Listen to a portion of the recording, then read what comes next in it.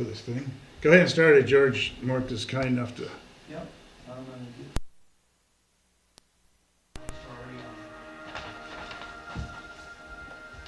Hear music. Testing, testing, testing. Can you hear me testing, Mark? I can hear his music. Hello? Hello, hello? Yeah. Okay, I think we can hear. Juliet has a better voice than I do. Good to go. So she's gonna repeat everything I say this evening. I think there's a big delay. There's a little bit of a delay. Okay, welcome everybody to the Wednesday, October 2nd, 2024, regular meeting of the Durham Planning Board. Our first step is roll call, determination of a quarter. We have Mr. Durr, Ms. Kaplinger, John Talbot, Alan Purinton, and Brian Lanoy. So 5 members, we have a quorum. The next step is the Pledge of Allegiance. If you would join me in saying the Pledge of Allegiance.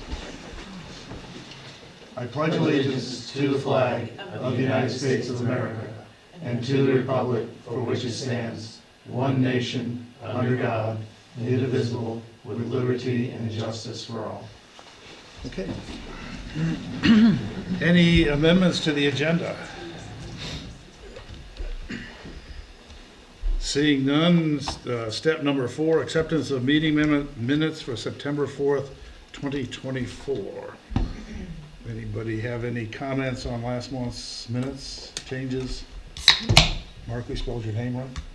My name appears to be spelled right. I move to accept them as presented. Second. Well, we have been moved and seconded. Any comments on the minutes? Seeing none, vote, raise a hand if you approve. Done. Number 5, informational exchange on non-agenda items. Town officials, Mr. Tavares, please.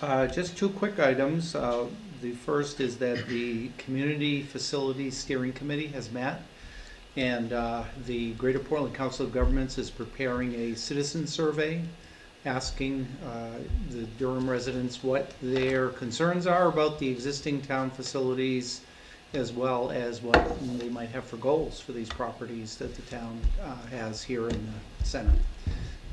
They will be holding a site walk, going to all, inspect all the facilities to get a better sense of what is in these buildings and what their potential is, what their issues are. And then they will be also in, I think it's in November, those things will be happening this month.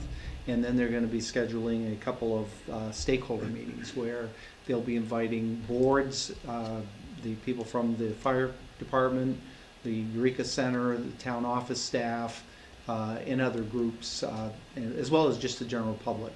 So they'll be having a day meeting as well as an evening meeting to solicit direct input. So it'll be quite an extensive outreach for this project. And then, Sorry. yes, go ahead. Dates been set for that? They have been, I just don't have them, I can get them to you. You'll be getting invitations, so, for those events. And then you have on your agenda tonight the public information meeting for the land use ordinance changes that has been scheduled for November 13th. So we can really address that when we get to it on the agenda. Yeah, sorry, the adjusted more. So was that after other business? Yeah, that's under other business. So I do, sorry. Good. So is our plan just realistically to get through both the daycare and Newellbrook and then get to these other items at the end? Yes. Okay. Because, yeah, I had some questions on, Yes. like the RP and stuff, but Yes. wait for that, okay. George has a code that if I start talking too much, he's supposed to use it. Sweet. There we go. So should you hear that, that tells me to shut up and move on. Alright. Okay, so we have no other town officials, residents, or anything other that is not on tonight's agenda.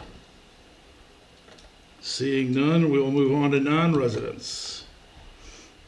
Okay, seeing none, we'll move on to continuing business, of which we have none. And so that takes us to new business, which is a completeness review of site plan application for daycare center at 706 Hallowell Road, map 7, lot 35. Public comment will not be taken. And what this does is we go through a checklist of all the things that they were supposed to have provided, and make sure it's there, or that we waive that it's not necessary. So this is, when we finish with this, if it's complete, we then move into substantive review, And assuming we finish that and we approve it, that completes the effort for the daycare center. So with that, if the two daycare center folks would come and introduce yourself, your role, and where you live, please. Sure. So I am Andrea Nash, and I am the property owner at 706 Hollowell Road. Mike Giglione with Acorn Engineering. I'm the project engineer out of Portland. Okay. And Mr. Tavares, do you want to start us off with a quick introduction? Yes, the planning board granted conditional use approval for the daycare expansion back in July. And now we are moving to the site plan review phase of the project review. And just for members of the public, the two-step process really looks at first addressing what the impact on the neighborhood, potentially on the community, will be of a proposed business use. And then it's weighed on general standards of traffic, drainage, noise, scale, those sorts of general criteria. And if the planning board finds that it meets those criteria, then they give a conditional use approval, which happened again in July.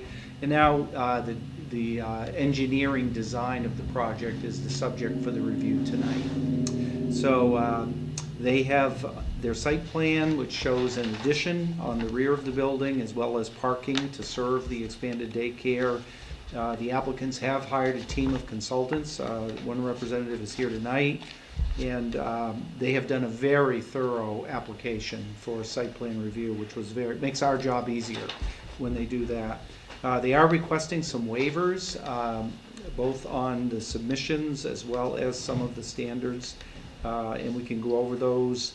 And part of the waiver justification is that they have done the calculations that are identified in the ordinance for the stormwater and erosion control plans. And so we can look at those in terms of, I think probably your decision on the waivers can be held until the decision on the application of the site plan. So there's a provision in there for granting waivers. I did note some discrepancies in terms of the checklist. The fees that were paid did not meet the new fee schedule, and we can explain how that might be handled. The fire water source for fire protection was an issue that was not addressed in the original application, as well as wetlands mapping. And then fire protection itself, just as general, had not been addressed by the application. And then finally, there were two inventory issues of the wildlife habitats, as well as the historic, potential historic resources that are in the site plan review ordinance as criteria and standards that had not been addressed in the application. Since then, the applicant, and I distributed it yesterday, has submitted some additional material and commentary to address those issues. And as far as the fee is concerned, we have collected a peer review escrow as well as the review fee. So rather than making them pay another fee and then returning what I propose, which hopefully will be acceptable to you as well as the applicant, to just simply deduct the difference in the new fee from what they paid out of the escrow when it is returned. And of course, that assumes that you're not going to get an engineering peer review of the application. But in any case, that's an option that I think can easily address that fee schedule issue. The fire chief has submitted an email dated September 25th, and I neglected to include that as a submission and incorporating his comments into the findings in the version that I sent you out yesterday. When you get to the decision stage, I do have an updated printed copy with all of the comments, including the fire chiefs, so we can use these paper copies in terms of going down through the findings of fact. That's for the site plan. That's for the Site plan approval. if you determine completeness. Gotcha. So I think at this point, I have prepared in your packet a draft letter of completeness and also a draft letter of incomplete. And we can obviously, if you determine that it's incomplete for any reason, we can modify the draft that's in your packet. So again, at this stage, you're just looking, is the application complete with all the information that you need to make a decision? Okay. We'll let the applicant speak. So I am trying to expand my daycare from 12 children to 20 children. Is there Okay. something specific you would like me to speak to? No, Okay. I don't think so. The engineer, if there's anything specific you would like us to look at, I saw your response to the comments about wildlife and all that stuff is in here, but if you want to just summarize it and any changes you've made since last time we were here, I think you moved the parking. Yes. Yeah, I can Yep. get into just kind of the thought behind how we ended up at the site layout. If you can want to pull up the site plan. that'd be good. Again, at this point, we're just talking about is the This is true. application. Thank you. Yeah, I yeah. jumped the gun. Save that thought. It's very exciting. If you want me to talk on any of the Nah, I do. items We'll that we'll I get there supplied later. this week, but yeah. He didn't say sweet, but that's his way of moving me along. Go ahead. Can the rest of us say sweet? Sure. Okay, is there anything else that you want to discuss, bring out to our attention at this time about your package? I don't think so, just that the fire marshal piece, I have already been through the state fire marshal's office, and getting them all of these plans, so they, they've already been through the whole thing, and given their permits to Yeah, me. and I so- sent over that permit. Yeah, so earlier I this do week. already have a permit from the fire marshal's office. Okay, well, we have a checklist that, I don't know if we need to go through every item on the checklist that is in front of us, but there are a couple that have a question mark or ask for a waiver on that we can discuss as we're going through there. John, I would recommend that we do go through almost each one, just because I think there's a couple that I've got questions on. It could be easy, like, Pat, we're good, if that's okay with you. Okay. Then let's do that. So site plan review submissions, complete application form. Stop me if there's any that you have questions on, So- location. Actually, I'll stop you there, sorry. George, you mentioned the fee. Is that part of this piece? Completed application form? No, it's actually not on the form, Okay. but it is on the application. Okay, so I noticed that it is, it doesn't match up with our updated costs, our updated fees, right? Right, So that's the correct. idea is to take out some from the Peer review peer escrow. review, and then, so say we do go to peer review, would we just bill the applicant for Yeah, any the additional? peer review system has a built-in replenishment that if Okay. you draw it down, they have to replenish it. Okay, I'm okay with that if we want to talk through that, right? Or no, do we just say that's, Yeah, I think Sorry. you could, I think we're good with that concept. We already have money for them. yeah, the Yeah. application is complete yeah, with yeah, respect okay, to that. great. Location map, site plan, proposed project name, names of owner, applicant. Stop me if you want So to. the abutters, sorry, John, that's not really part of this, but do we don't require, what do you say, like official receipts from abutters that they received? I'm not saying there's an issue at all, I'm just curious. I saw the list of the folks that you all sent the notices to, I but, have the receipts right here. okay, I wasn't sure if we, Generally, they do submit the receipts. okay, so we do require those Hand them off to then? George before you leave. Okay, Will do. good to know, thank you. They're in here. Okay, standard boundary survey, copy of most recent deed, all septic system. Okay, I'm so sorry, I am gonna, so I saw the deed.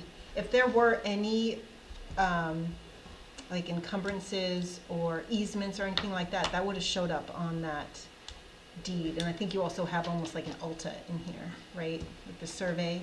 Mm-hmm. If there were any easements or Yeah. anything like that, it would show up in that survey, Yeah. right? Yeah, okay. Okay, proposed water supplies for domestic and firefighting. As I will speak for you, as George said, the chief sent an email, and I talked to the chief this afternoon, fire chief, Chief Tripp. He is fine with their water supply and their fire alerts and all, or alarms and all that other stuff. So the fire chief is good with their information. And we received that email too. Yep, and he sent the email. And then, The state marshal is. yep, and then the applicant sent in a letter with some additional information on all wetlands mapped. I believe there are no wetlands. You sent us in your letter, you said you've checked, there are no wetlands in this area. And in addition, good time to say, the only area being worked on is immediately adjacent to the house, which has already been developed and is a yard and so on and so forth, so. So I will argue this, that the wetlands were not mapped by anybody. I don't think anyone went out there specifically focusing. We didn't have a wetland scientist like a go out. wetland delineation or No. anything like that. No, So- and I mean, I was out there about a month ago. It's all appears to be upland. And Yeah, it probably is, but we did not have that done for this. And that looking, But so I w- can I just keep Go going ahead. real quick? So looking at the National Wetland Inventory, I think if I'm looking at the right property, there's no wetland there per that, but it is close to a stream or a river. And I'm wondering, how close is this to our RP or stream, anything? The stream is actually on the adjacent property, and the stream buffer for it, the resource protection, extends onto this property. It's 100 feet from the edge of the stream, so it just comes onto the So property. it is on RP property. The No, it's very boundary between the property toward the school has some resource protection adjacent to it. But in terms of where the construction is proposed, that's not even close to where that is. and it is delineated on the boundary Yeah, I survey. can bring that up. What is? The resource protection. Oh, okay, that is on there? I believe so. Oh, I didn't see it, okay. Or it's right There, there, right on the there. bottom left corner there. You can't really read I it. got it. Okay, right here. Yeah. So this is north? Oh, no, north is down there, okay, yeah. Yeah, so that makes sense, so yeah, that's where the river or creek is. That's the boundary of the resource protection right there, and the construction is over here. Right, so there's that, and then, is this an aquifer? There is, I can check that. Keep going. Those were just my comments regarding that, is that, yes, it's probably dry, there's probably no wetlands, but we don't have a delineation showing that. Well, but it also, in my opinion, we can put not applicable, since there are none that show on it's not in the RP, the work area is not in the RP area, and it's not on the National Wetlands map. Right, but I don't want to start requiring, I'm just trying to be consistent, like if we, and it is in mostly developed areas for sure, but there are some tree clearing in non-developed areas for this project. but we have the ability to say that it's not applicable. For sure, we have the ability, yep, I'm just wanting to Okay. bring those items up. So my thought is, on this thing is that we do not have all of the info for this item, and that it's not applicable. But that's just me. We'll vote on it. I mean, so you're asking him to do a wetland study? Not a study, it's like a delineation. Okay. I mean, I think it's not applicable since the area is developed, it's not in RP, and it's not on the National Wetlands. Well, actually, George, can you just clarify, is Mhm. any of this property within RP? Just the very edge. So yes, Yeah. right? Okay, so Yeah. the property is within RP. But the area they're working on is not, Right, is my point. yes. Consensus Is on, it, I think it's appropriate to have a motion on 8.5, C8, which is all wetlands mapped. Whether we feel that's applicable or not, and I'll make the motion that that is not applicable. I will second it. Any further discussion? If you, Specifically behind the reasoning, because the developed area is not within the wetland, even though the property itself is within the wetland. no, resource protection. And resource protection, sure what pardon the- me. Okay, any further discussion? Second to the motion? I did, I'm sorry. Should remember that.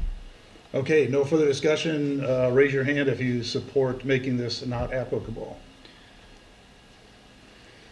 4-1. Not against, 4-1. Can I go back to the aquifer piece? Does that come up later? Does that matter? I don't think so. The aquifer protection ordinance really regulates the minimum lot size. And then for uses that involve hazardous Like materials, gravel extraction? they have to do a groundwater study, yeah, that kind of stuff. So I don't think it's applicable, even if it is on this property. Okay. Okay,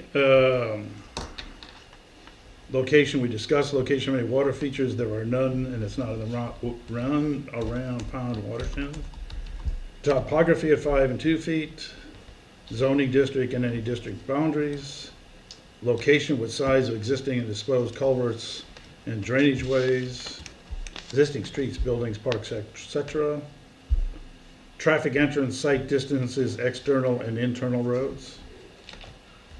Location and width of existing and proposed access drives, proposed waste disposal types and facilities, proposed driveways, parking and loading areas, proposed landscaping and buffering, locations, dimensions, ground floor elevations. Sorry, the landscape buffering's included, I think, in the site plan, I saw that. Yeah. Okay. I'm sorry, John, you've just been rattling things off here. I just have one comment on C.10 topography. One of the things I noticed was that on the topo or your grading map, I'm not sure that you took into consideration the leach field. That's got to be 2 foot above existing grade. It didn't look like that was accounted for in your grading plan. And I'm not sure how that affects anything, but it didn't show up. Yeah, it's not within like the grade, like the project grading for the driveway or anything. I just noticed your grading plan included grades beyond the addition, which is in the area of the leach field. Didn't look like you were showing the... Are you doing any construction outside? Outside. Yeah, I mean, it says for areas where construction will occur. If you go to, I'm not sure which, but the, right there, okay. If you go to the section of the new leach field, so there's a leach field right there, we see that. And there's a section, so that's like 2 feet above existing grade. And if you look up, I don't see that accounted for in your, I think it's drawing C10. Again, I'm not sure how it affects any of it. Yeah, I mean, but- it's not, it wouldn't interfere with any of the proposed grading for the parking area. I I'm don't not sure care if- about the parking if it area. if I'm that- just looking at your grading plan that shows what's happening beyond the addition. But, George, I mean, can I you guess get in terms of C10? completeness, is this adequate for showing the proposed grading of the disposal field? Because you show it on that. Well, I think we're also in a discussion, I'm not sure, it's that we're maybe in the weeds on that a little bit, but there is a location, next step, we'll decide whether it's done well or not. But start thinking about that one. So just, sorry if I can just continue. The leach field is back here somewhere. It's actually to the farther toward the stream. Yeah, So Back here? It's, let me Even get this more. pointer. Septic system is about, I think it's 70 feet off the one side of it aligns with the corner of the building, so it's something like that right there. That's the area. And I think that down slope, the higher slope, I'm assuming, is going toward that direction. Yeah, and that is a fill right there, so it Yeah. wouldn't, preclude. the So it looks system like, from- or so the septic system grading from being here, able to which be is pretty constructed. limited. Is that is that a 1 foot drop from Yeah. there? Yeah. Okay, so the septic system grading may have to blend into that slope right there. But they did not account. Which is it's a fill there, so it's Fill. It's not, so. Okay, You okay with that? I am. No, no. And we can revisit So I it. think the point is that it's not complete in your eyes, right? Like the topo did not include something, Right. I think is what your point is. So- Yeah, that's my point, exactly. Is that the new septic tank design includes or requires a certain grade above existing grade. Okay, then that, we need to have that discussion next. Let's get through completely. They've shown a location, whether we agree it's correct or not. Okay. All right, existing streets, we talked about that. Traffic entrances, location and width of existing and proposed access drives, proposed waste disposal types and facilities, proposed driveways, parking, loading areas, proposed landscaping, we already talked about that one. Location, dimensions, ground floor, location and details of all signage, there's none proposed. Location, exterior lighting, yes. Location of all utilities, including fire protection. We've had that discussion about the chief provided us the information, and if I understand it correctly, the residential building doesn't require, which surprises me, but it's the state law. General description of proposed use of activity, so I would say yes on, or not applicable, since it's not required. Signature block, flood mapping if in FEMA flood zone, it isn't. Wildlife habitat identified, So FEMA, did you include a floodplain map? I'm not sure It's if not. it's included in the application. It's Is not it in- within the FEMA it- floodplain. it says if in FEMA flood area. Right, so you're saying it's not? No. Okay. And then the wildlife habitat, yeah, that's something I'd like to talk about. Okay, So what we say is wildlife habitat identified per Maine Inland Fisheries and Wildlife mapped or confirmed absent. So what this means is it mapped? And if so, show us, or confirm that it's absent per the agency. Yeah, so I sent over their GIS mapper. Right, but This that's week. just, I think we're looking for consultation here.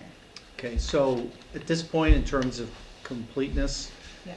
they have submitted information for each of these. Right, And but- then you can determine it's just they have not. Right. Or you can say, when you get into the substantive discussion of that item, you can say, this is not adequate to prove it. okay, so I think that's the same as we just discussed, and the same with historic.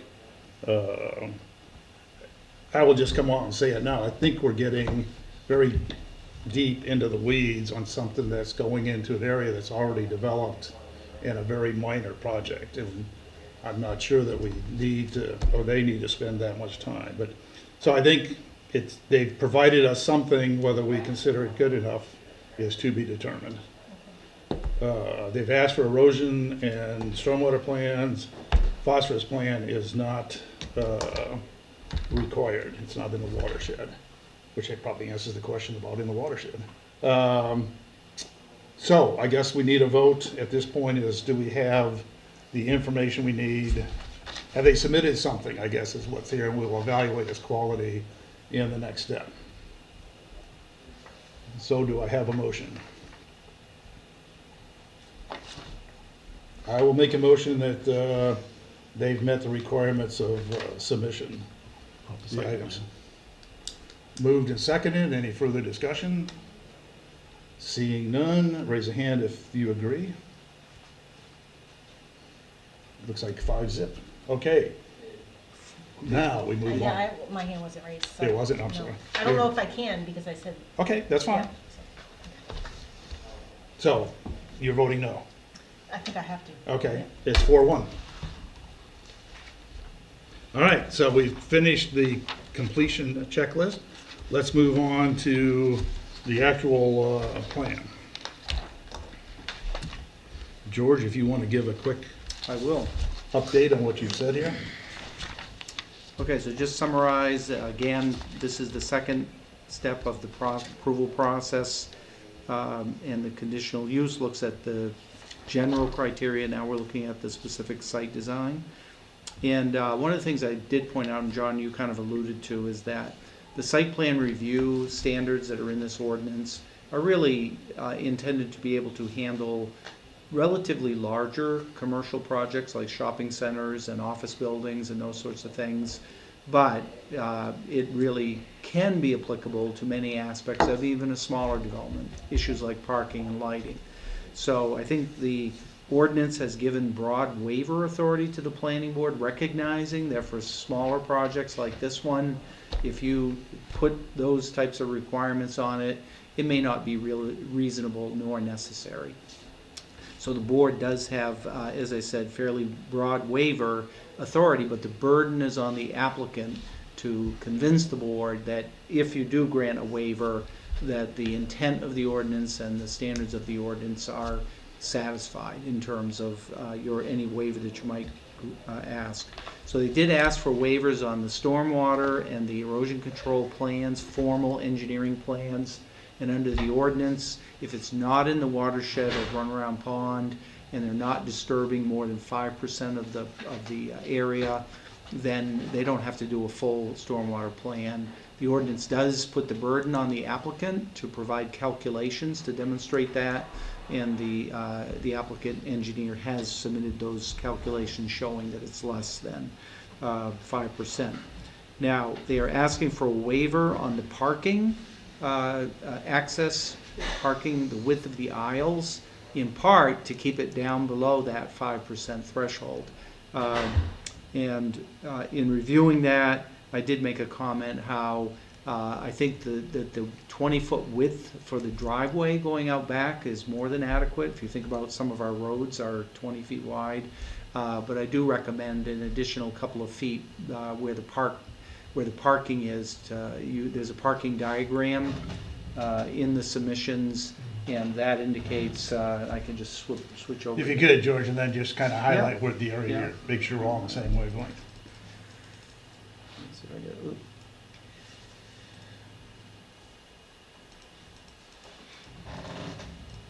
They're right here. So you can see this is a diagram that the engineer prepared showing that a pickup truck can maneuver that. But you can see the tires is just from there to there is like the edge of the space. So if they just simply widen this out a couple of feet, it'll give more room for maneuvering, and I don't think that's going to add any significant impervious to the, and then keep it 20 the rest of the way. So that's an item for discussion. We do have the authority to grant the waiver, and they've attempted to meet the burden of proof to show that it'll work. So that was that issue on the waiver of the width of the access aisle. They have provided a lighting plan that shows that there will be illumination, adequate illumination. They have a lighting plan in their submissions, but not causing glare either on the butters or night sky illumination by using down-directed site lighting. The buffers they've indicated they will be putting in, it actually shows on this diagram, some buffering along Hollowell Road, and then they're looking at the existing forested edge of their property as providing adequate buffering for the neighbors. So I did include in the packet draft findings that go down through. As I said, I've updated them for the additional information that's been submitted by the applicant, as well as the comments of the fire chief, and I have those printed with all of those findings incorporated when you're ready to move to a decision process. Okay, well, I think we're almost there. Let's go ahead and do there's 3 waivers, I think, that you mentioned, George. One is, you've asked for a waiver on the erosion control storm, I think was first. I just gotta find them here. Can I ask you, George, to talk further about that 5%? thing? Sure. Is it in our ordinance? Yes, it might even be on the checklist. Whose impervious area from the project is 5% less than the total area of the lot. And as long as that's okay, we can Yeah, grant the waiver, right? that's correct. Okay. So I wonder if we should talk about the other one first. If we did require that expansion, as Yeah. George mentioned, would that kick it over? Yeah, I mean, we've discussed it and we're happy to add an extra, would it kick it over the 5%? I would have to take a look at it. Okay. I don't have the numbers right in front of me right now, but, Do so we it's have- 2 feet over. Do we have the 50 authority to feet is like grant a waiver 100 square even if feet. it's over 5%? Yes, you do have We can- authority to grant a Okay. waiver. All right. So you could include that even within it, if that is an issue. Okay, Good so point. Should we talk about extending the parking lot first? I think that's what the recommendation was. So that if we want to talk about the waiver, I think the question is, are you willing to modify the waiver to add to just do an extra 2 feet as in the area George showed, but not the whole drive? Yeah. So in my mind, what to kind of help define this, so there's no discussion down the road, it would start with the handicapped pace and go out 2 feet and run the length of that. Yeah. And you're okay with doing that? Yep. Okay, so, let me find that waiver and see the exact verbiage. We'll do that one, then we'll go back to the storm and the,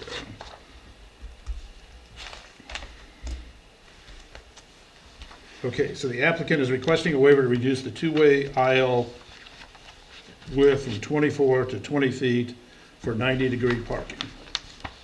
So the waiver is just at the parking space, if I'm understanding this. Correct.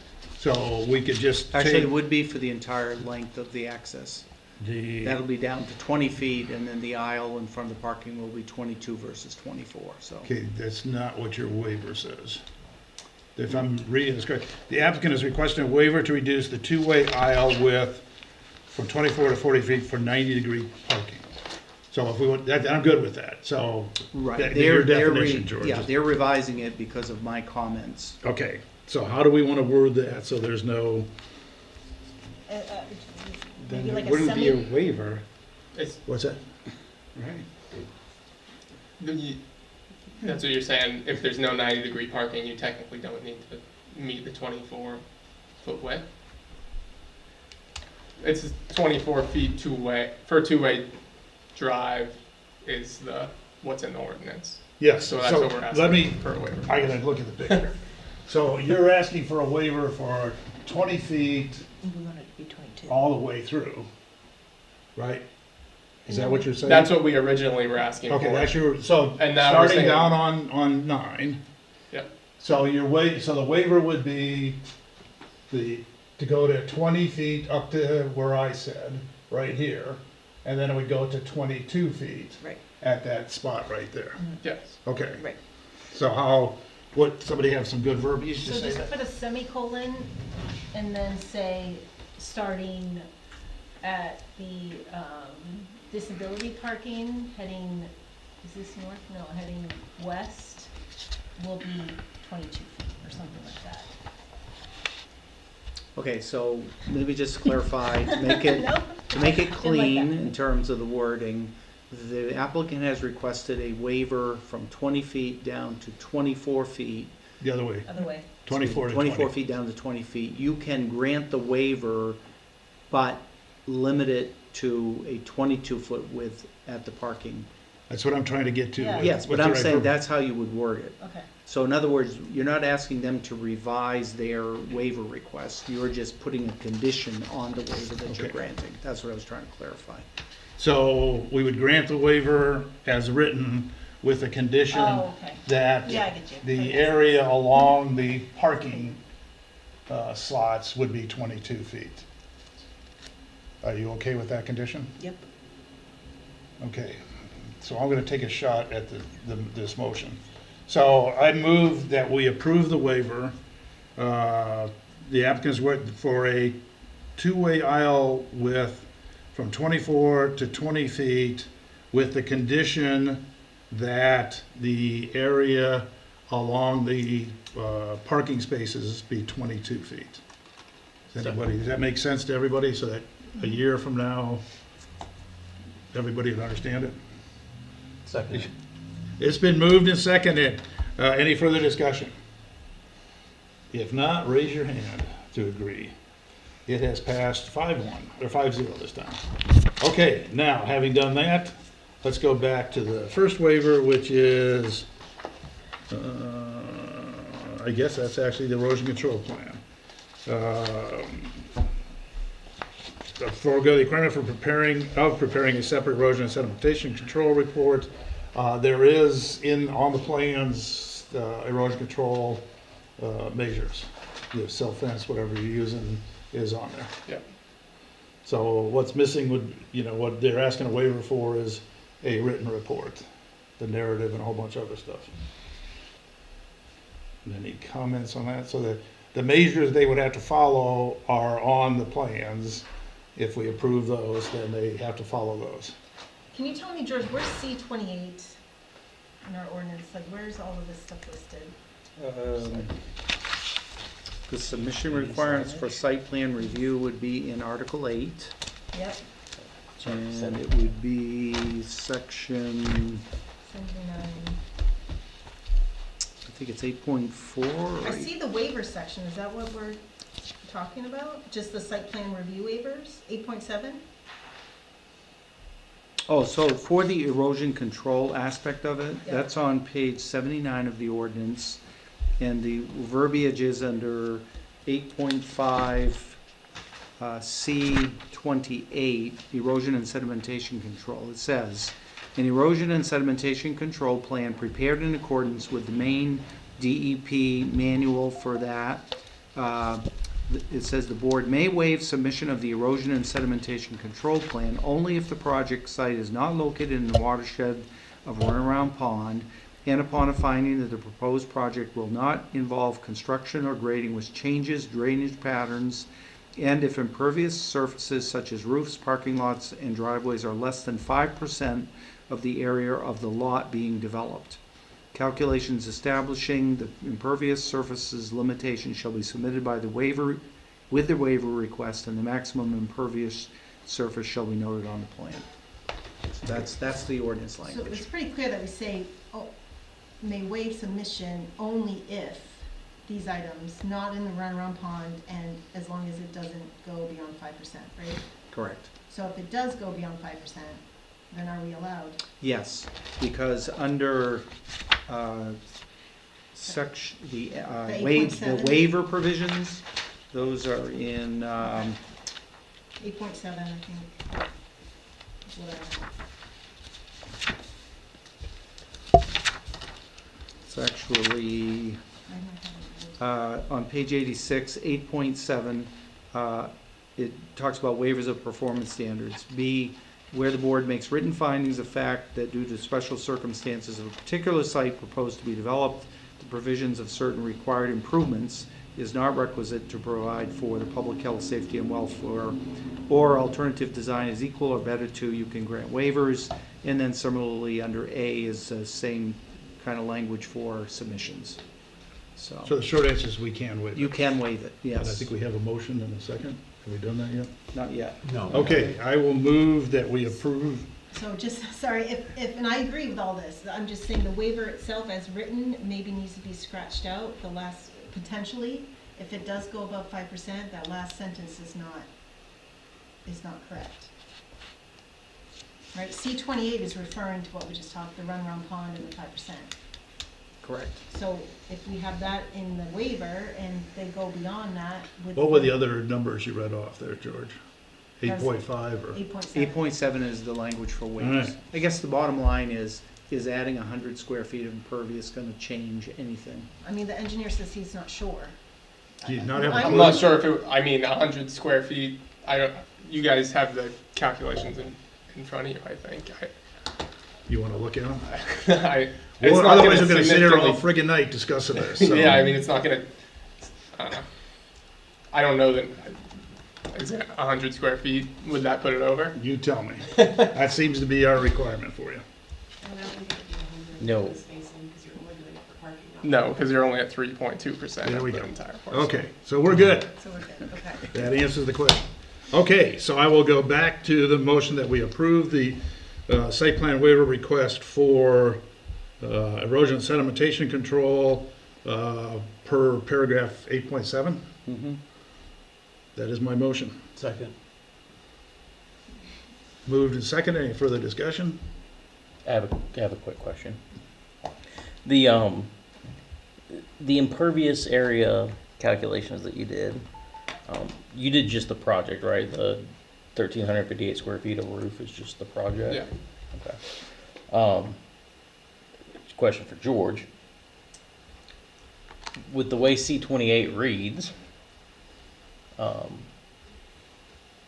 would it be 5% of the entire, would it be the entire totality of what's on the property? That the original structure plus the addition? I think the language there is the developed area. 5% of the area of the lot being developed, so that would be the whole lot. So that's even way, because you're talking project area. That's why it comes out at 3%. No, it says of the area of the lot being Right, developed. but what I'm asking is, Yeah. yes, we have the new area that's being added, but you also have to calculate in the old area of the lot that's No, already I think got the impervious intent is surface that on this only applies, they only have to do stormwater management for the portion that they're adding, not for the Okay. existing. it.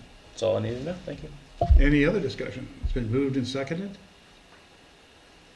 Hearing none, raise your hand if you support approving the waiver. 5-0. Okay, now on to, what's the next one? Stormwater, I think. Stormwater management plan.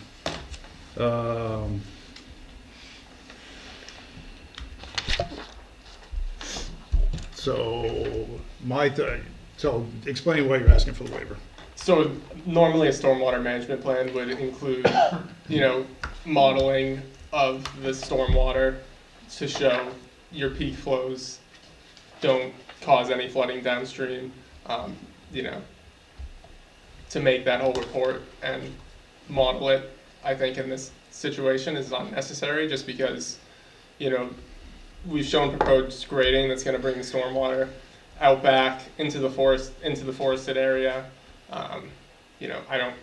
I wouldn't think that due to the scale of the project that it would be causing any significant flooding downstream or into the roadway. So you're doing water treatment by running it across the lawn and into the woods? Does that sound right? Yeah, Okay. I mean, I don't put words in your mouth, but what you're saying is it's gonna run off impervious across the lawn and into the woods and any pollutants. I mean, that's the goal usually. yeah. I mean, if we did prepare a, stormwater management plan and had to do, treatment, that would be The treatment what plan. would the treatment would be. We would have to deed a section of the forested buffer back there. I mean, it's never gonna be developed, I wouldn't think. Okay, that's good. So- Okay, so, my thought is that that's a fairly significant effort cost for a very minor project. Unfortunately, our rules don't really differentiate, so it has to be waived. So, do I have a motion on this one? Can I ask a question? Yeah. You mentioned you might have to deed an area? If we were required to provide treatment for the area, which we You don't are, have to do it, yeah. Right. If So- you had to build a retention Yes. pond. then you Yeah. would, one of the stormwater BMPs, which is a treatment method, is Right. deeding a section of, But even if forested you did a area. stormwater management plan, you wouldn't have to for this small section, right? Or you just I don't will- know? you wouldn't have to for DEP standards, no. DEP standards is an acre of impervious would Right. require that, Right. so no. Okay, you're just saying, yeah, okay, Yeah. okay. Thank you.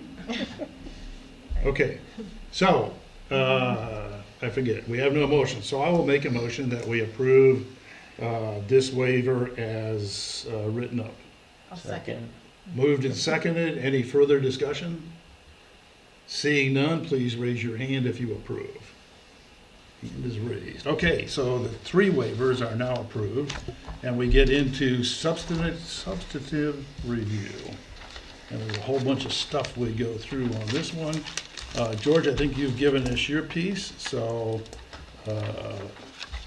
we've had a couple of discussions, I will turn it open to, we can go through them individually, and then discuss like fire and that when we get to it. I think all the other stuff we hit is, as we get to it. So like I see wetlands inventory is already written down here. So what I'd like to do is start with the site plan review criteria and go through them, and then we will vote on them individually as we go. So John, I do have the updated Oh, yes, findings. please.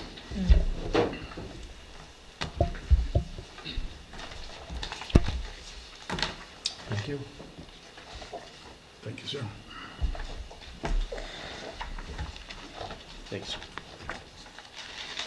Thank you.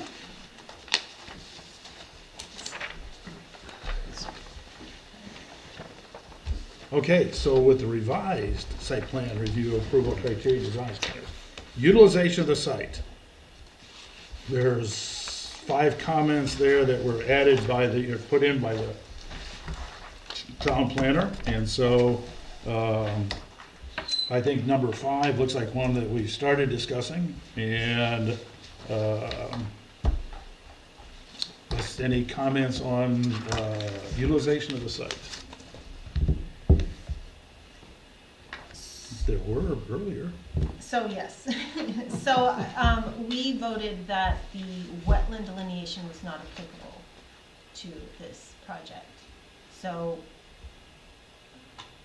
I don't know if I can, commenting on the wetlands is even something that I should do, but, I'll note that. Well, you're welcome to comment on it, but I mean, I'm not sure it's applicable, but go ahead and say your piece, Julie. Well, I guess I'm just saying we don't know, I'm assuming there's none there, but we don't know for sure. So I guess that's all I'm gonna say about wetlands. This also includes wildlife habitat, this section, and I don't think cultural's in here. I think it's later. Yeah, but wildlife, so we don't have, anything back from the state of Maine saying that there are no concerns with this project regarding wildlife. Yeah, we kind of skipped over, I mean, I don't think it's necessary, given one is location, and 2, you did provide, if I'm reading this, the beginning with Habitat GIS reviewer, which is I realize is a broad scope, but we're talking about somebody's backyard. Mm-hmm. So I don't feel it's necessary. Okay. I'll just bring that up for conversation to add to it. We don't need to vote or anything. Okay, we need to eventually vote on this. I mean, we'll vote on this, but not that Okay. specific piece. Okay, so any other comments about utilization of the site?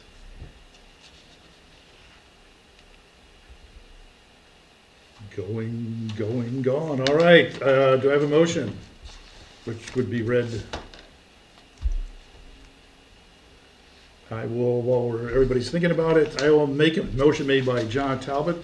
The site plan reflects natural capabilities of the site to support the development, buildings, and parking are located on suitable land, environmentally sensitive portions of the site have been avoided and protected, and natural drainage is maintained to the maximum extent practical. Do I have a second? I'll second.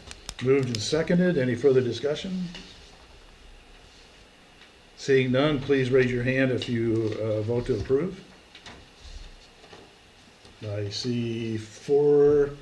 Raise your hand if you vote to disapprove. 4 to 1. Thank you. B, adequacy of road system. The project is located on State Route 9 and arterial with adequate capacity to accommodate the proposed development. Any additional comments on that one? Seeing none, I will accept a motion. I'll move that the access road has capacity to take the added traffic proposed. The project does not generate peak hour trips that affect traffic safety on that road. Second? Second. Moved and seconded. Alan was second? That was me. Okay, I can hear much better with my hearing aid. Moved and seconded. Any further discussion? Seeing none, raise a hand to approve. This one's 5-0. Vehicular access into the site. There's 2 comments in there. Okay. Into the site, okay. So this is not the parking issue, this is the getting off of Route 9 discussion, and we've already approved the waiver for 20 feet. Any other comments? I'll make a motion that the project entrance meets the safe site distances and traffic safety standards. Second? I'll second. Moved and seconded. Any further discussion? Seeing none, please raise a hand to approve. 1, 2, 3, 4, 5, 0. Next one is internal vehicular circulation. And George, I think we have, this is where we add the change to make it, the area by the parking lot is, parking spaces is 22 square feet, 22 feet wide, excuse me. I think that would be the next, I think that's E is parking. And, thank you, sir. So, those two comments that are right there. Any comments on those There two? should be three. 3. John, you need to go by I the, got new glasses. no, you need to go The by the new- handout instead of the book. Yeah, that's right. Handout. Go to D. Don't change things on me. Close your book, close your Too book. late. All right, so let's go back to internal. The Durham Fire Chief has indicated that the access is adequate. He did indeed again today. Right. So, any additional comments? Seeing none, please raise your hand to approve. Or We're motion. gonna make Did a you make a motion. Yeah, okay. I'll make the motion. I make the proposed entrance meets safe site distances and traffic safety standards. Second? I'll second. Do I have a second? I'll second. Brian has seconded. Any further discussion? If none, please raise your hand to approve. It is approved. Now, parking lot layout and design. George, you've already added the 22 feet in width, right? Yes, he has. Yep. Cited four. Okay, Number 4. so there's 4 items on there. Any comments on those that we've got there?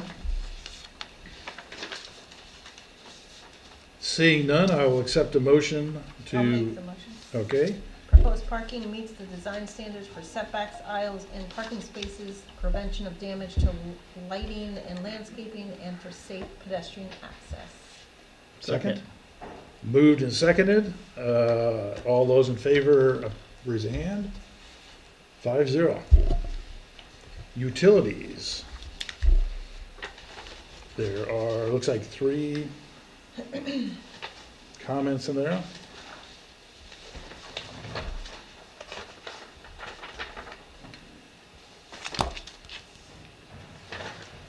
I'll make a motion that adequate utilities are provided. Second. Second. Moved and seconded. Any other comments? Yeah, so utilities is solid waste? No. Or no? So, well, solid waste generated from the site will be utilized existing Is that in the curbside. section? I think it is. I don't know that there's any other place to cover it. Solid waste is generally considered a utility. Under utilities, Yeah. okay. And it's one of the notes. Yeah, I see it in the note, I just don't see it in the ordinance, but it makes sense.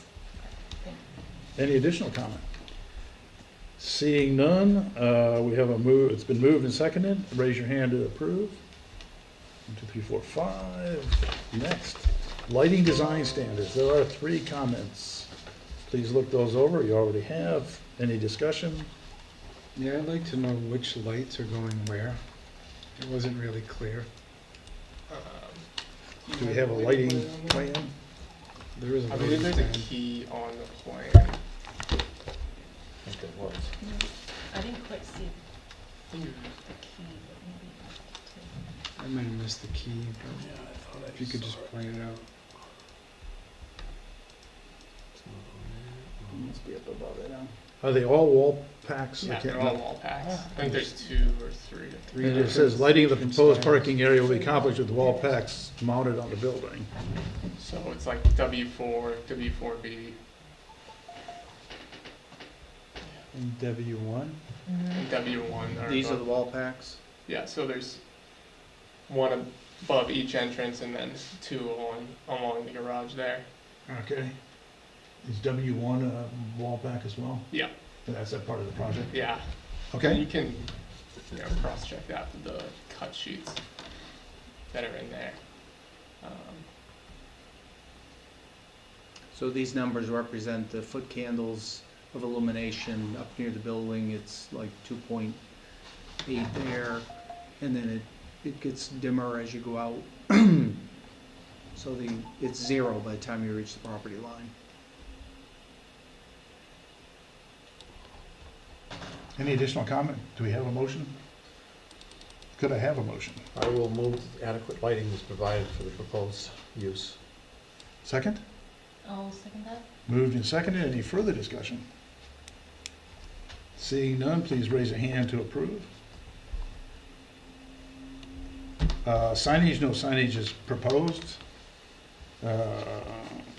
Fire protection, I will, very quickly, my discussion with the chief today, our town fire chief, is he's satisfied with the fire protection measures they're doing. I think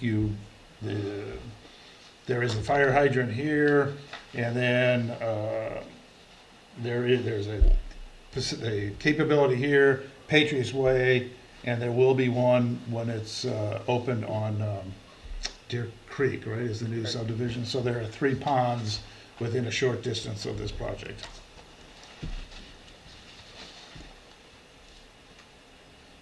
Any additional discussion? I'll accept a motion.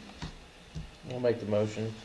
The water supply will sustain fire suppression requirements of NFPA 1142 water supplies for suburban or rural firefighting. Second? Second. Moved and seconded. Further discussion? If none, please raise a hand to approve. Brian? Are you disapproving? I am. Okay. Raise a hand to disapprove. 4-1. 4-1 on fire protection? Pardon me? 4-1 on Yes. what? 4-1. Looks like buffering is next. Would we include, I mean, for this type of use specifically, like fencing and safety in this section? Or is that in another section? Like, The general buffering, yeah, um, so I see buffers are fences, landscaping, berms, mounds. But my question is about fencing for the kids, right? So that's more of a safety thing, which I might have already passed, so. well, that would, in this particular, you looked at it in the conditional use. I think the issue is the safety of children, in terms of the parking lot from And the road, from yeah. the design, the access and parking, so maybe the applicant can address the issue of the fencing that they're proposing. I think there was one Yeah, proposed, right? Yeah, and believe it's an insurance requirement for you, so, The insurance. yeah, there's a portion of it that existing, and we're proposing to expand it so it encloses the whole. Yeah, It's- so yeah, the it's that white kinda one, like the dot- white one dot. will be the or the proposed. The right? the white. dark fence is, it's like the square.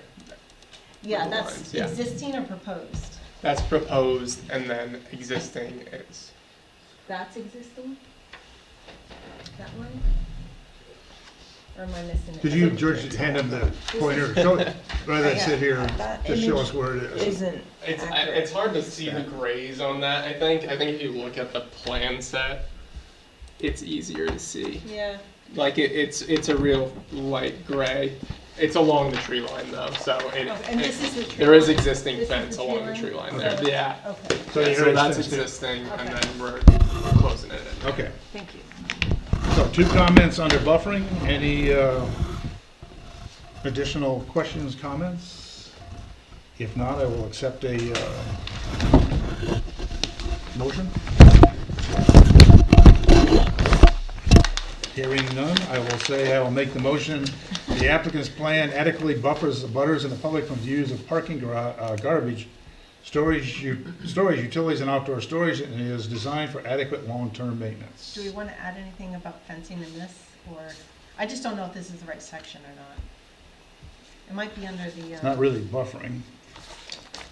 I think we well, may, I mean, the fence is a buffer, but maybe it's more under parking lot layout. Vehicular access? Okay, so back to the conditional use versus site plan review.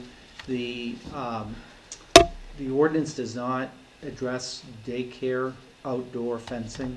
Yep. So it's really was under the conditional use requirements and for safety purposes. And we required them as a condition of that to show the fencing on the site plan. Okay. But So we I think don't- they've adequately addressed it. Yes, but I would just, we don't, You don't need to address it Yeah, we as a don't, yeah, specific okay. site plan. okay. and I think we'll discuss it when we get there, but I think there's another place where it is covered. Okay, so I think I made a motion. Did we hit a second?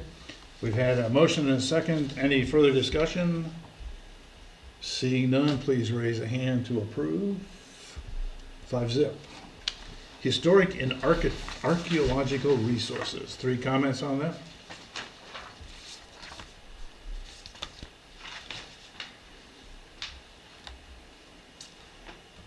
I will make the comment that there was no, same as wildlife, we didn't receive anything back from the state or any other agency. Okay, that noted. Again, I think they've done research on, the cemetery and other stuff. I don't know that we need a letter from the state telling us what's already, and this is an area that's already developed, so Well, if that's the case, then we might want to change the I would agree. list of things that we need. I would, again, the problem is major construction versus a addition to a residential building that's gonna have a purpose. Okay, but any additional comment? I will make a motion. There are no historic or archaeological resources on the site that would be affected by the project's development. Second. Second. Moved and seconded. Any further discussion? Hearing, seeing none, please raise a hand to approve. Please raise a hand to disapprove. 4-1. Okay, financial capacity. They provided a letter of commitment from a bank or Coastal Enterprises. And I think we have the total amount of the project proposed. Do we have that? Yeah, in here. I'd make a motion if you want me to. You may. The applicant has adequate financial resources to construct improvements in keeping with the standards.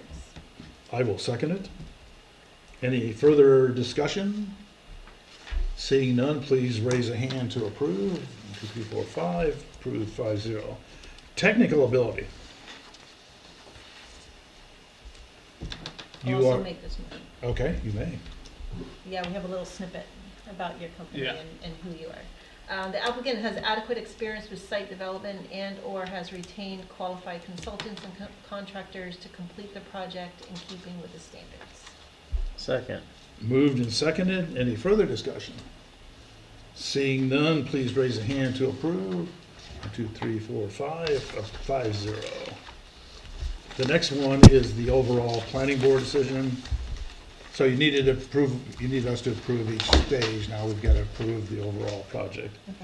Okay, I will make the motion that the planning board grants the site plan approval of the Kids Next Door daycare site plan application, subject to the following conditions of approval to be noted on the site plan. And there's 4 of them there.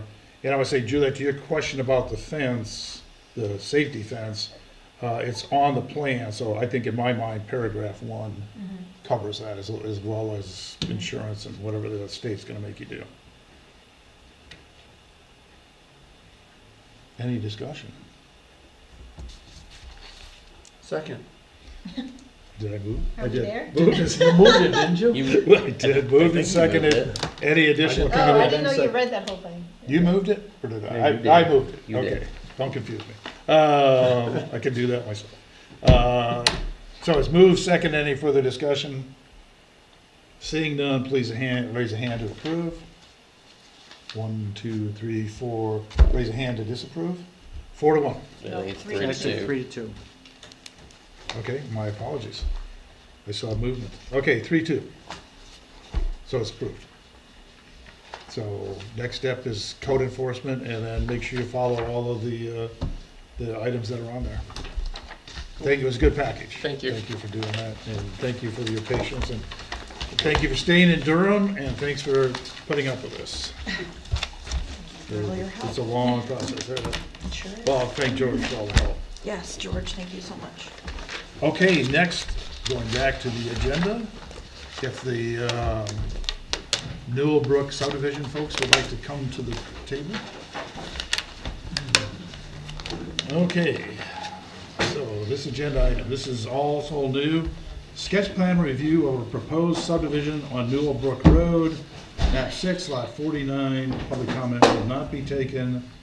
And George, you want to start us off with your comments on Newellbrook Road subdivision?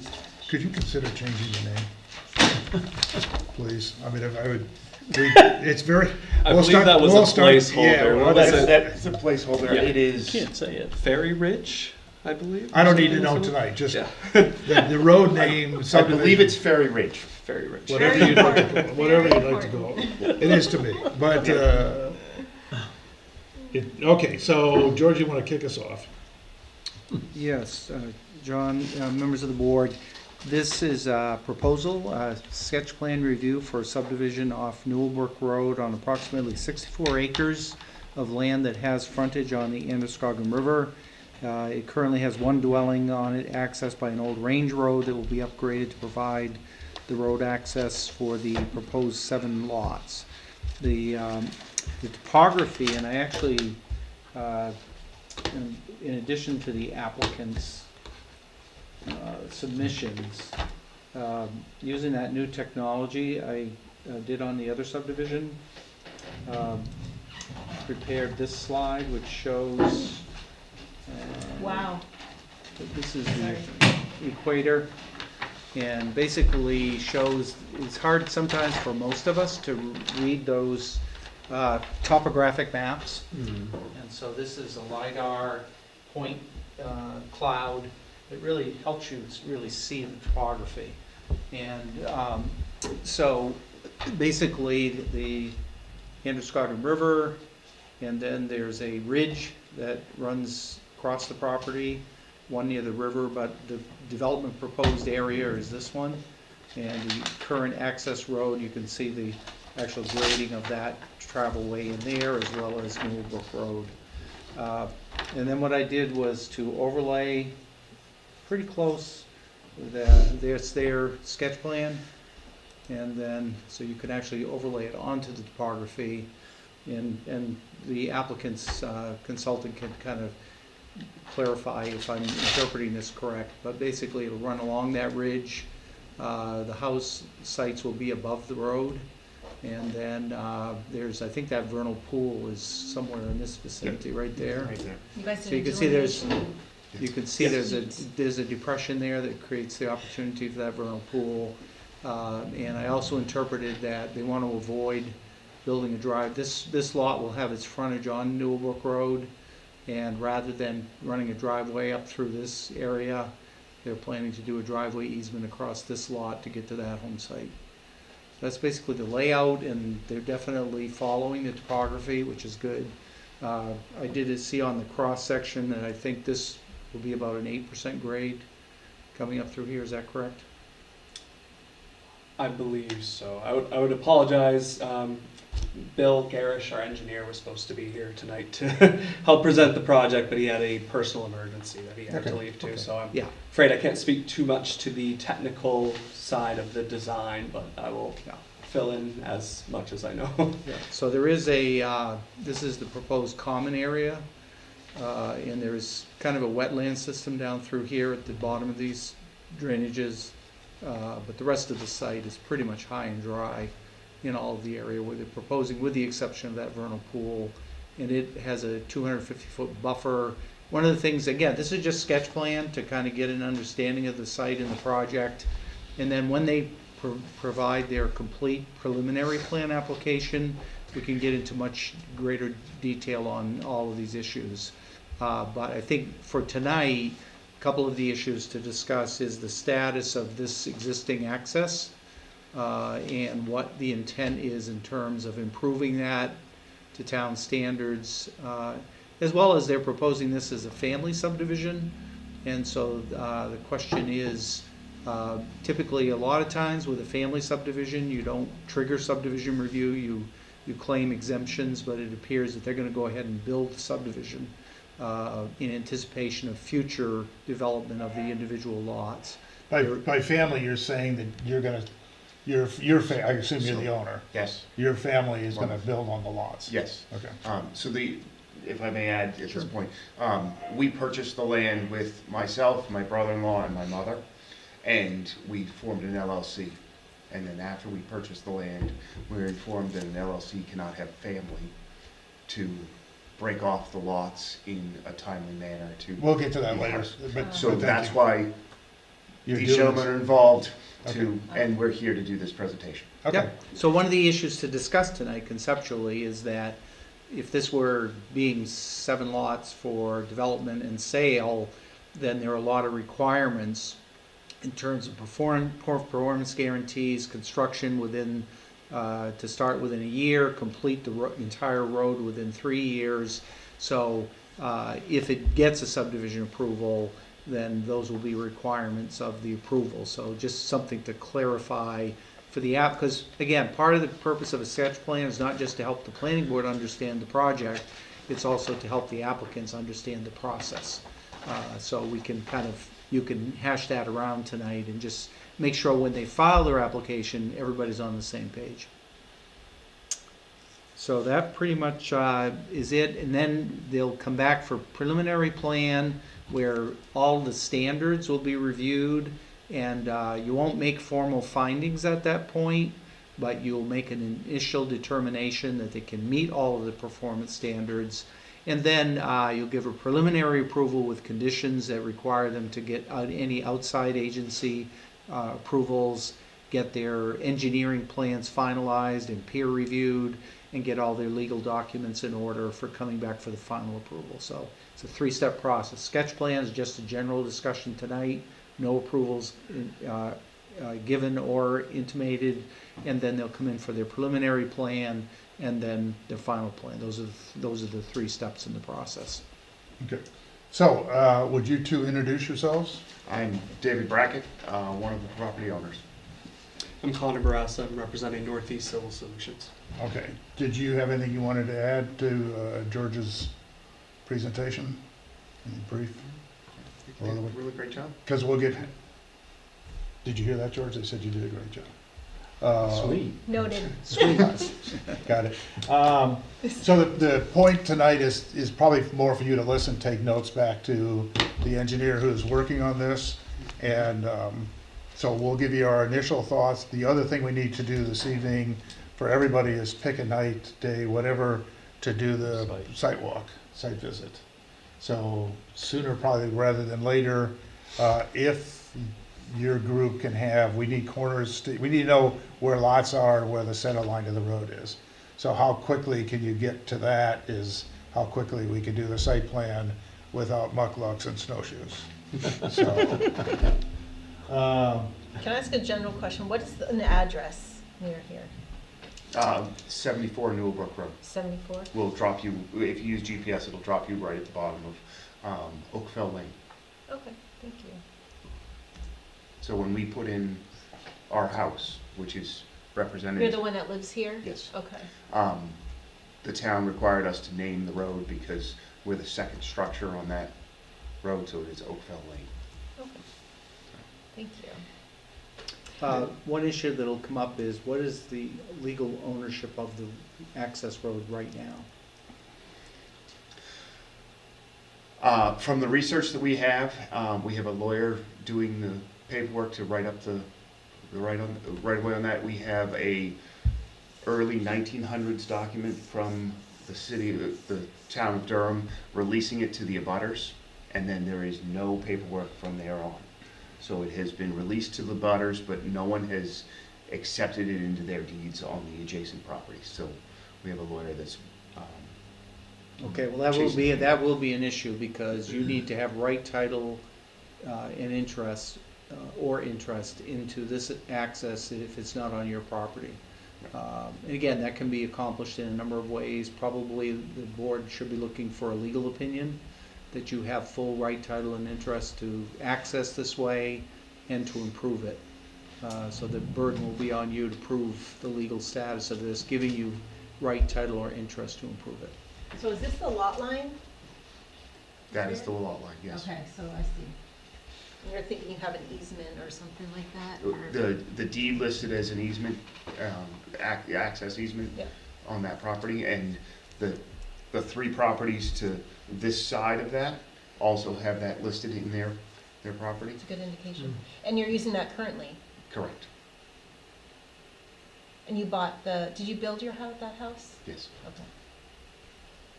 I feel like we should talk about what George brought up now, in that subdivision review versus, I don't know what we were talking about earlier, family subdivision. Yeah, but as the applicant indicated, they do not qualify for Okay. exemptions because it's an LLC. Okay, so just everyone's on the same page, this is a subdivision. Full subdivision. Full subdivision, all the requirements Mhm. per, pending, whatever, but, okay.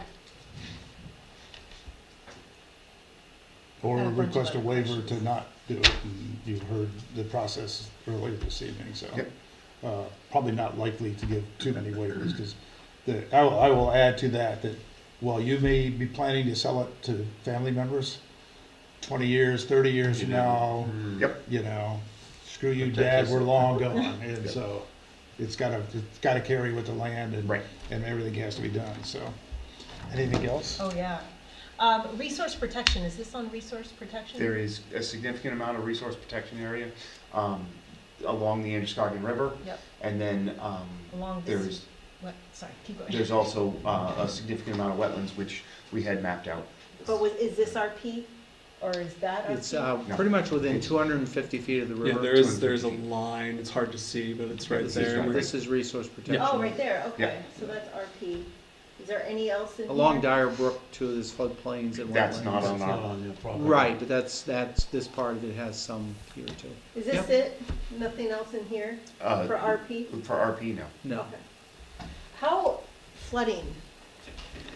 Were you here during last year? December, 22 Or, feet? yeah, or we had like Yes. a couple in a row. How did that go? So we lost trail access along the river, along the Androscoggin River, because it was underwater. But Is that a trail right there? What is that feature? You can see it. with- yeah, it's just a hill. But right at the foot of the hill, there's some kind of a flat, straight, So there was some logging activity in there, and there's some significant logging trails that have gone through that's there. probably what that is. And they did muck with the land pretty hard when they did that. But it's probably a logging road that you can see there. Mhm. So going back to the flooding, the water level came up on the river Yeah. side, but never came into Okay. anything beyond, Was never in here. no, it was nowhere near the 250-foot mark even. Oh, wow, okay. And you'll show floodplains and all that in your plans as you're doing it. Anything else? Do you know if it's in a floodplain? Yeah, it must be, right? Or at least, Well, actually, the topography here, along the river, you have areas, these low-lying elevations. Yeah. This is all gonna be floodplain, yeah, but this is all steep slope RP. yeah. So basically, the river will come up that banking, but this is pretty high elevation Yeah. here, Yeah. this ridge. I mean, that's a good indication if that last storm it wasn't flooded, that was a good one. Yeah, I have, open space, is this are we going for a cluster? No. I thought you mentioned something, like what this is, There's a common, they're having one lot as a common lot area. what does that mean? Well, what they're doing is basically putting their environmentally sensitive areas into a common lot. And it's just gonna be common open space for the benefit of all the lots. But is this It's not a cluster subdivision Okay. because they're not reducing lot sizes or road you're just frontage doing it for, for their own just, purposes. Resource protection, because of the wetlands. yeah? We don't want to have the wetlands on, the attempt was to keep the sensitive environmental areas in a common space. We ran into road frontages that forced us to bring it around so that we'd be close on the, or we couldn't put the vernal pool into a common area, but Yeah. it's all Okay. in one property. That's cool. And my other last question is the vernal pool. So what are is that 200 foot, I believe it's 250 feet. 250? Yes. What is that, like no build, or do you know? It must not be no, well, I know it's no build. is it no But- build? On the vernal pool, but inside is 250, I think you can do some stuff. We're allowed, I believe, to do driveways through that. Okay, Yeah, just no dwellings. yeah, okay. All right, I'll rest, thank you. Mark? Mr. Durr? Do you have any indication yet of how many residences you're gonna be building immediately to this So, property? my wife and I put in a house currently. It's already on there, and my brother-in-law, who's part of the process, is retiring in June from the Navy and needs a home. So he will be starting that process, and we're hoping that he can start for the fall of '25. I gotta think of the year. So hopefully, starting fall of '25, we're trying to get this process done so that it's available for him to be able to build. And that would be the first house. The second house, starting shortly after that, would be my wife and I relocating to that, and either my mother or my mother-in-law taking over the house that we currently have. Okay. And the existing access road, what's the condition of it? It's a gravel road. Gravel road? That's all I have. 6 or 7 lots? 7 total, including Six- yours? 6 in common. Yeah. Oh, the okay, so comment is we're 7. calling the common, right, okay. Okay, Alan? So the easement, was that considered a range road by any chance? It is listed as the old range road. But it was never maintained as a town road? It has not been maintained as a town road, as far as any one of the abutters can remember. We really had to dive into the research to find any record of ownership or anything so far back. Yeah, we have, I don't remember the exact date, but it's early 1900s that we have a letter from the town releasing it to the abutters. Okay. There is a long, painful, been there, done that, but it's just, you just gotta beat through it. So start it, have you already started? So We started Okay, 6 months ago. Alan, Well, the reason I asked that question, because there was a development that's close to my home that was on an old road that was discontinued, but it was discontinued by a vote of the selectmen back in 1961, and I didn't know whether, I don't think that this one fell into that same category. And that was documented on the Androscoggin Registrar of Deeds, and they specifically named the roads, and I'll have to double check that paperwork, but totally different location in town than this. But it sounds like you've done that research as much as you possibly can so far. okay, anything else? I don't know. Brian? Just a question on, I think it's lot 6, access to lot 6. Why do you need to cross through 5? Why can't you just avoid that altogether? I believe our intent was to avoid, there's a lot of steep slopes in that area. I see so that. the topography, we want to minimize affecting that to the greatest extent practicable. So we're looking to do an easement through that lot just to kind of avoid those slopes as much as we can. So if these lots haven't been established yet, is there any way you could move the lot line to avoid that altogether? The issue with that is the, if I may say, Yeah, of course. the road frontage, maintaining the road frontage on all the lots around that. As well as lot area. So you're at 300 on every lot? Believe so, Very yes. close to it. Yes. No, the answer is at least yes. Yes. Yeah, Yeah, If not at least more. yes. according to this, yes. Yeah, it'd be nice to avoid that if possible, if you can move some lot lines around to. That's all I have. Okay, just a couple of quick things. The roads are gonna have to be built to town standards.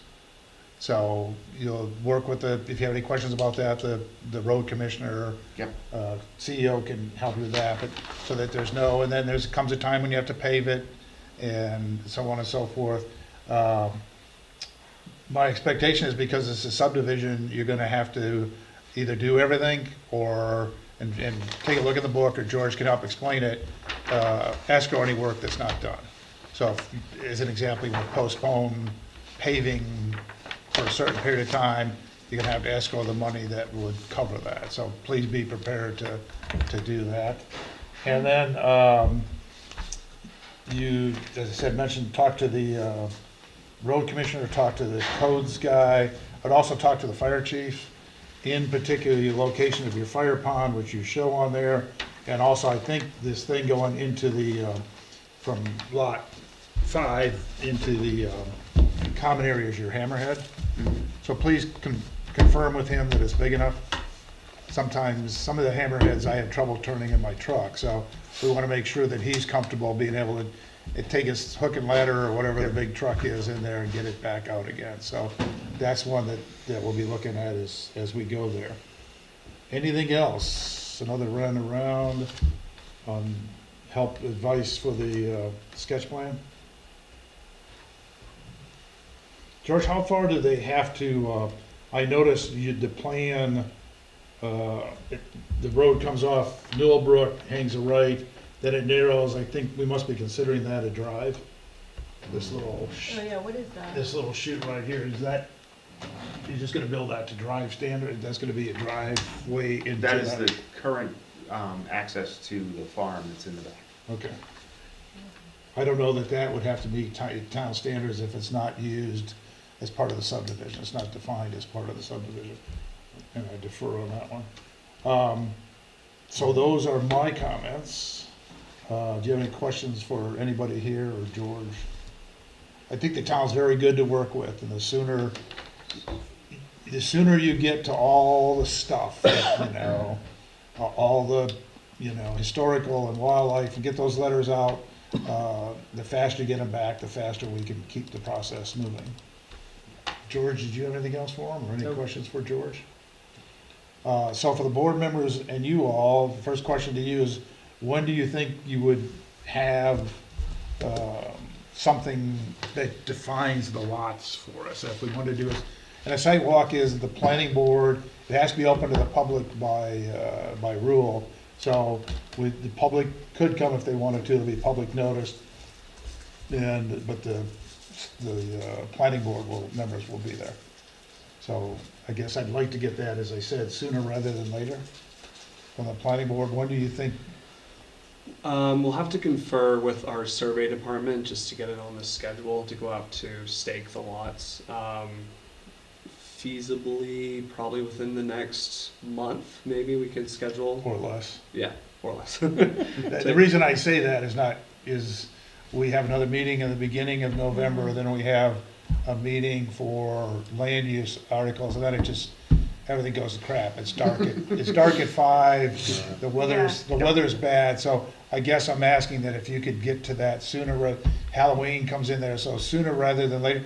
We're not talking about every corner, we just wanna be able to find lot 1, you know, the center line of the road. Center line of road and probably like front corners of the lots. I think that's what I'm And I thinking. think, did we want driveway, or no, entrances? Did we, like, usually do we see those? I think we do. We did it the last time. I'm less concerned about that than because it looks like, with the exception of 5 and 6, there's a lot of room there's nothing that precludes you from moving the house, at this stage, moving the house around. Thoughts on that? I mean, I think if we've got the corners, we would, because we're not, The corners of the lots. the corners, because the only thing we impinge upon is, is the circle for the vernal pool. Because you're not going anywhere near wetlands. The main road crosses the wetland, but that's already existing, right? Yes. This is already existing. Yeah. Yes, that's pre-existing. Is it all the way up to here? How far does the road It, go? it goes, turns the corner and goes to that little outlet to the driveway, to the first house. Right here? Yeah. To right there, yeah, so that's already existing impact. I mean, you might need to widen it, but, yeah. Is that really your only impact? That was the attempt. Well, Kudos to you. yeah. Okay, anything else? So can we start penciling in a day? I mean, if we gave you a date like what's today? The 2nd, 9th, 16th, the week of the 21st? Is that something you could shoot for? It'd be 2.5? Might be able to make that work. Yeah, Okay. I'll bring that forward. Week of the 21st, Yeah. 28th, something like that. If you would get it to Mr. Thabarge, and then he will reach out to, because again, everything just gets really busy after that and nasty, and it behooves you if we can go out there and see stuff and come back knowing what's actually on the ground if we can. So I know that's easy for me to say, but if it's possible to do that, you've got to lay, I don't know, if you've done the survey. Yeah. So some of your initial staking is already in place, right? Yeah, and we have control out there, so Control, it'll just thank be reestablishing that and going from there. Yeah. Okay. Well, tell your boss that, you've covered for him well. Anything else? If not, I will say that totally outside of this project, the Scribners who live on the corner down there are very pleased with you as a neighbor. So I would tell you to keep that up. But I would also tell you that make sure you keep them informed of all the others, informed of what you're doing. Yeah. So on all around you, and if it's a whole lot easier if either they don't come to complain or they come to say nice things. Right. I'm not saying they shouldn't come to complain if they have complaints, but you can help prevent a lot. I mean, I would like to hear those complaints way before this meeting. Smart. same. Okay, anything else, ladies and gentlemen? The only thing I'm gonna say is when you come to tour the property, make sure you wear appropriate clothes because there are a lot of rose bushes. Okay. They are vicious. Okay. Floral? Yeah. Well, the surveyor's gonna cut all those out when he puts this. Be about 24 feet wide We have to and bring level. machetes with us. Okay, George would say sweet, so if there's nothing else, thank you very much. And you've got a lot done, so I'm assuming you won't be too far off with the preliminary. You just got a whole bunch of paperwork to get in there as well, so. But come back when you're ready, and we'll see you at the sidewalk. Thank you. Thank you. Thank you. No, thank you. Okay, then we're done with that, and so George, I think the land use articles are on the last things on the agenda. If we could, and my thoughts on that is, I think last meeting, we talked about going before George is invited, and I was invited to sit behind them, to present this or talk to this about the select board. They postponed it until 29th, George, of October. That's correct. So there's been no guidance from the select board on either R2 or the historic districts thing. So I know my thought would be, George and I talked briefly this afternoon about how do we present this to the public going forward? What means are out there. So George, I think you had some ideas, or? Yeah, well, you've already scheduled November 13th, 6:30 PM for a public information meeting. And as we've discussed in the past, really the purpose of the public information meeting is to present the policy direction that's being considered for the next town meeting. And the three areas that two of which are pretty much in motion would be the battery energy storage system moratorium, as well as the resource protection district realignment, refinement, which will deal with two areas. The first being pretty much amending the zoning map to eliminate vast areas, about 1,500 acres of what was assumed to be, beginning with habitat, co-occurrence of a value of 6 or more, coinciding natural resources. They've done an updated and customized analysis for Durham, and the Beginning with Habitat program has shown that there are just a few spots of resource protection on the basis of Beginning with Habitat, co-occurrence, and those are all within areas that are covered by other resource protection. Then the second half or part of the draft amendments that will be presented on the Resource Protection District will be to give relief to property owners whose buildings are in resource protection. And the working group, consisting of both Conservation Commission and Planning Board members, pretty much came up with, at the end of the process, kind of a two treatments. One would be if they're in a floodplain or a forested wetland. We would create a 100-foot development buffer radius around the existing structures where they could do expansions without any necessity of going to a planning board or a board of appeals review for expansion of those buildings. And then for more sensitive areas, stream buffers and waterfowl wading bird habitat buffers, the buildings would be basically taken out of the resource protection, but any expansion could go no closer to the protected resource. So I am still preparing itemized illustrations for each property where those treatments will be applied. I'll be appending them to the report as an appendix so that members of the public can look at those detailed locations. And we will be sending out 120 postcards to affected property owners under both categories, the beginning with Habitat 6+ and the refinement based on the 100-foot bubble for development. So those property owners will get a postcard. It's already been prepared.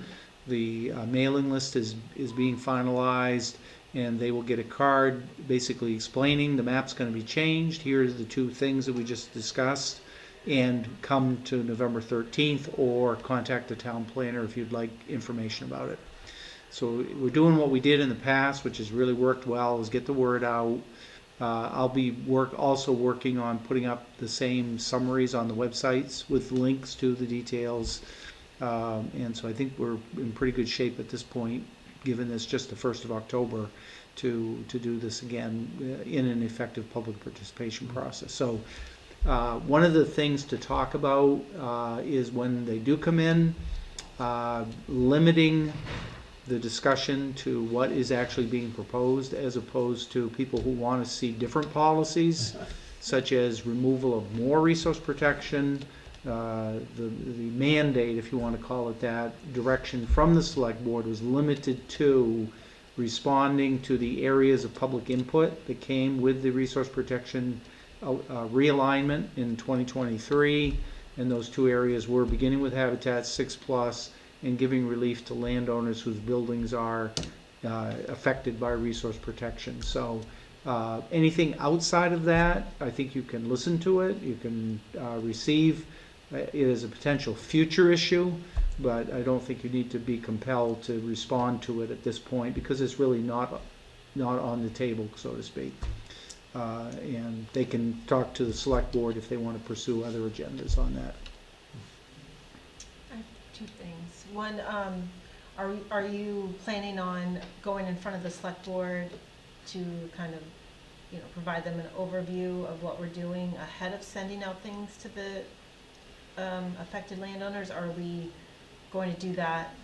It's going to be close, because we want to get the postcards out at least 2 weeks before the November 13th. And I would suggest that, yes, I mean, if they're the 29th, that's like 15 days. I think the sooner you get them out, when you're ready to talk to people, never say never, but I don't know that the guidance is pretty clear, I think, from the select board, which is pretty much in line with what we came out with. And so I think if we want to get the word out 2 weeks in advance so that people can show up, I think we need to move before. And again, the remember, 29th. This is just a public input. Yeah. So no decisions are going to be made, and we have been keeping the select board up to speed all summer. So every one of my monthly reports has summarized what we've been working on. I've been to meetings over the summer with them, so it's not like none of this is known to them. Now, they may or may not have concerns about details of it, but ultimately it'll be coming back to them before it's put on as a warrant article anyway. So, Well, that certainly their input could be included with anything we get on the Yep. 13th. but the bottom line is timeline. We kind of have to go. Yeah. We can't wait. Then my other question was, how many affected property owners have you, is it still around, was it? 30. It was like 30-something? Well, there's 120 total. Yep. And then of those, the larger group is the beginning with Habitat 6+. And then there might be 20 or 30 of the buildings in resource protection, so, but we're sending postcards. Okay, so we're to still all at of like 20 to 30 for Yeah, those, that group of affected Yeah. landowners. Okay. Thank So you. you said public hearing was the 14th of 13th. November? 13th is a 13th. public information meeting. It's And not a then public the hearing. select board is hearing this on when? October 29th is just the update to what we've been doing. But, so do you perceive any comments from the select board that may hinder or alter the public information? Well, if they have information or concerns or direction, we'll just carry it into the November 13th public meeting.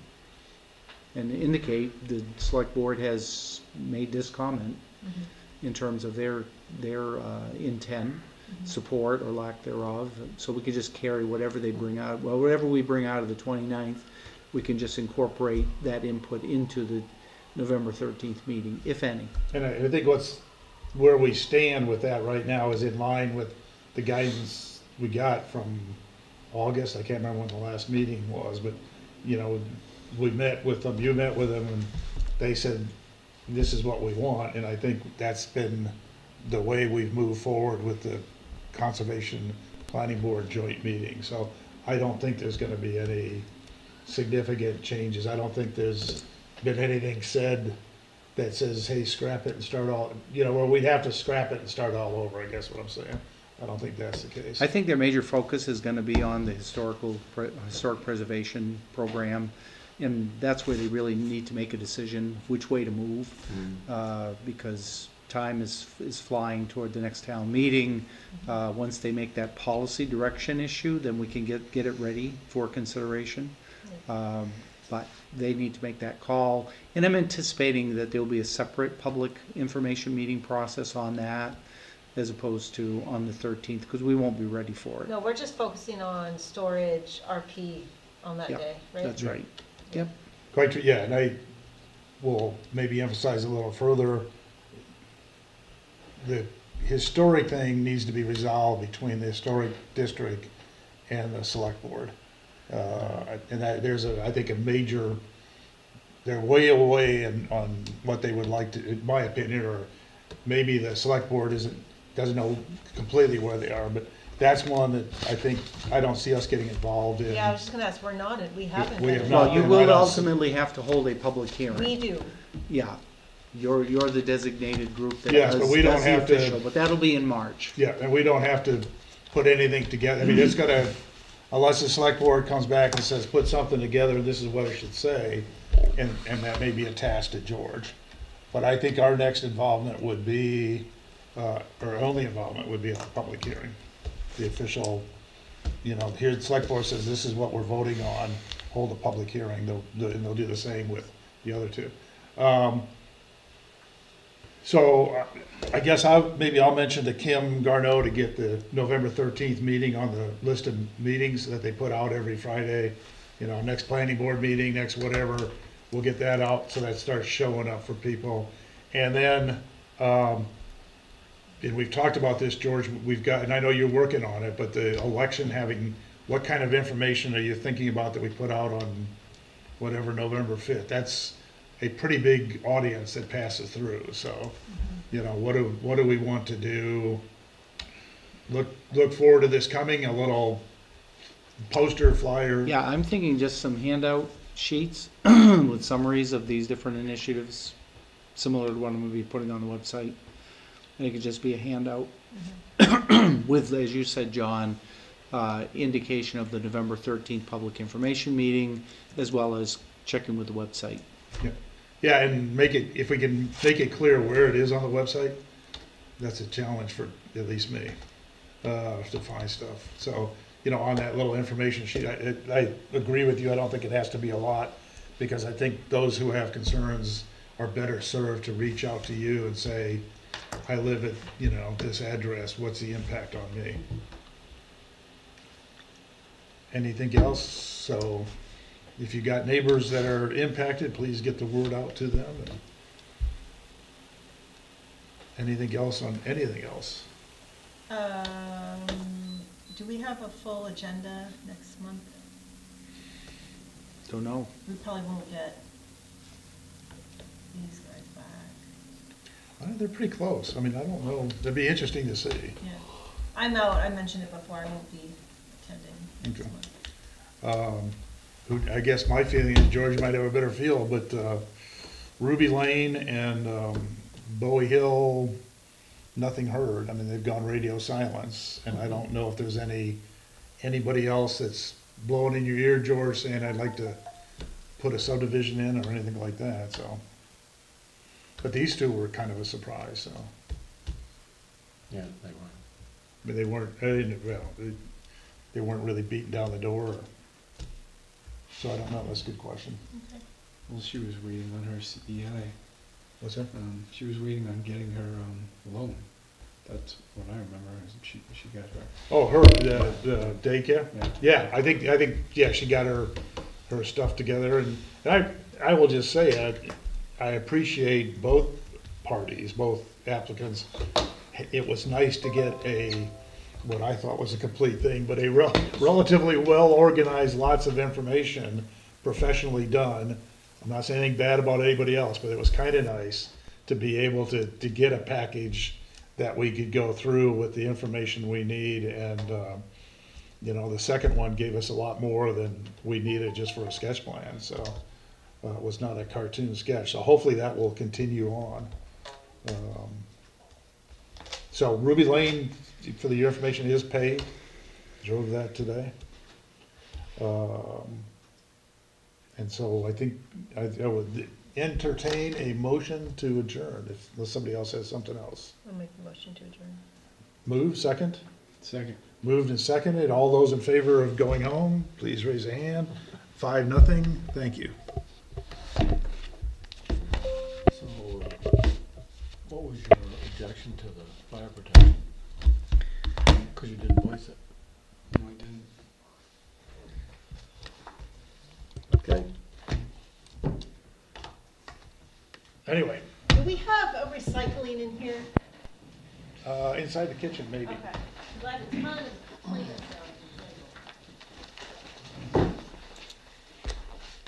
Oh, I don't think they do paper. I'm sorry. Oh. No, I was thinking of cans. Oh. I don't think they do paper. I've not seen it. Maybe they do. George, can you take any back, or should we just toss it? All this stuff? I'll take it. I mean, I'm throwing my recycling out tomorrow morning. Yeah. Yeah, I'll throw it in the, Tomorrow? Oh, you No, you're must not be throwing on it out, you're Thursday. recycling it. what's that? You're not throwing it out, you're recycling I'm it. recycling, yeah. You must be on the Thursday thing. I am a Thursday, On Friday. recycle garbage guy. Or shall I give this to you too, if you don't want I don't. plastic? I'm pretty sure most of your commingled recycling are gonna go in landfills. Thank you so Yeah, much. no problem. Because the rest of my stuff is probably, the done stuff, I will probably keep the second version. At least that's what they're going with.